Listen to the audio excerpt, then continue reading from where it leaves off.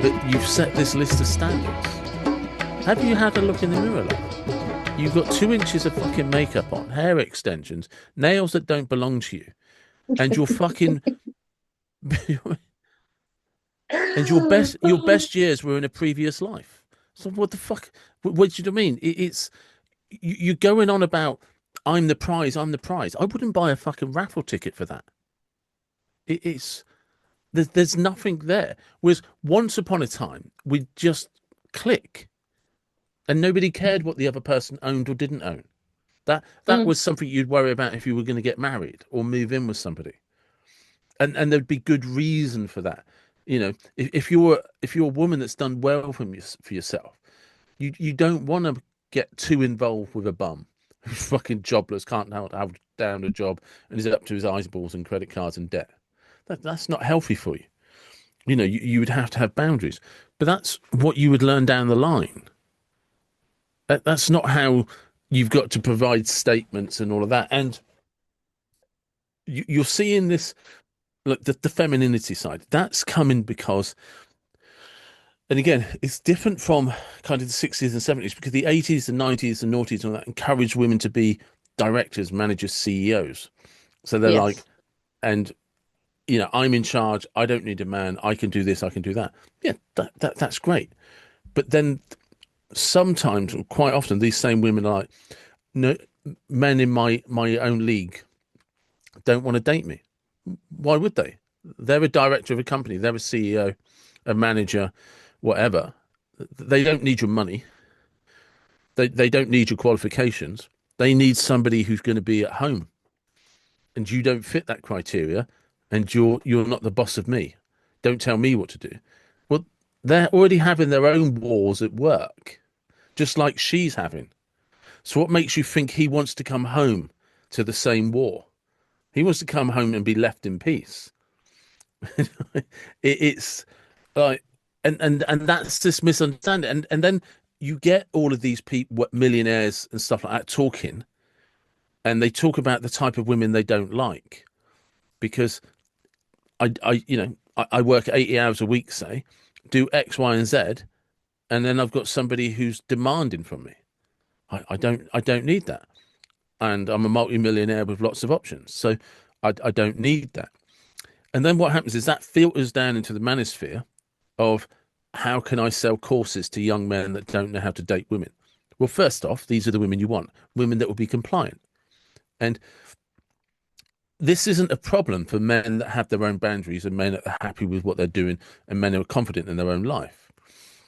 But it is a problem for men who struggle and don't know what they want in their life and don't know what they're doing because they meet girls and they don't know what to say because they don't have anything about them. They don't have anything going. So what they do is they listen to the guy that, oh, I'd like to be that guy, and don't really understand that guy's just selling you a course. He doesn't give a fuck about the outcome, Mm, because let's be frank, if you're not going anywhere as a young man or as a teenager into a young man, and you don't have any ambitions and you don't know what you do and you're a bit wishy-washy, you haven't got a fucking clue how to direct fucking anything. You mean mm, you don't even know what you don't have to know what you want to do in your life, but you should at least be working 40 hours a week or have a couple of jobs. You should be doing something. There should be, I don't know what I want to do, so I'm just going to get some money behind me. And then maybe I'll go traveling, maybe I'll put a house deposit, should be doing something. So if you then meet some girl and you're 19, 20, or whatever, and all you're doing is smoking pot, playing on a PlayStation, delivering pizzas just because that's how you tick over, it's, you probably are a bit too wishy-washy. So when you start laying down the rules and laws, she's like, "Who the fuck are you?" And it's this mixed thing. But I was talking to, as you know, I was talking to a friend of ours this morning. I went to meet him, and he was telling me and this is like I personally, my experience, I think it's a modern problem because I'd never heard of it happening when I was young. His driving instructor was telling him that last week a girl, but it could have been, easily just have been a bloke, but it just happened to be a girl.